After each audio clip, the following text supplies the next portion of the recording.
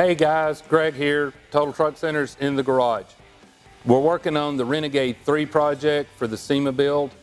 What we got is a quick walk around of some of the great products we've used from OMIX. If you're doing a ground up restoration, they have everything you need except a frame and a complete motor. Other than that, if you're CJ, YJ, TJ, ZJ, XJ, any of those builds, they have it. Right now we're talking about the CJ.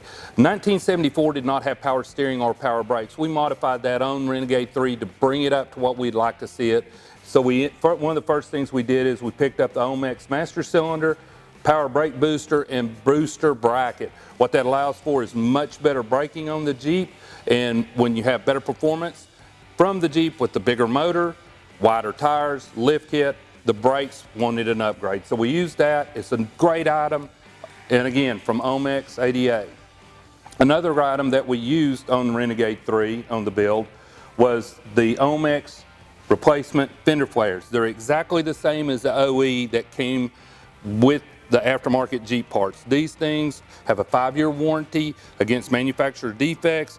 They're a quick install. If your Jeep already had fender flares on it, the existing holes will be there. If not, they're simple to mark, drill, the plastic bolt on the back, and a screw. 2 people can get these things put on, all 4 very quickly. Not a bad install at all. Okay, now let's take a look at the body kit. What we have here is an OMIX body kit, and it is a reproduction piece that is built, and when you purchase it, you get the tub assembly with the tailgate on this particular model, 71 through 75. The tub, the hood, the front fenders. The grill is not included with the tub kit, and the dash is included. The one thing I will caution you on, there will be body work required in both installing and before paint can be applied, and that needs to be something you realize, because this is not a get it, install it, paint it, and you're done. There is some work to be done on it. It just, everybody needs to be aware of that.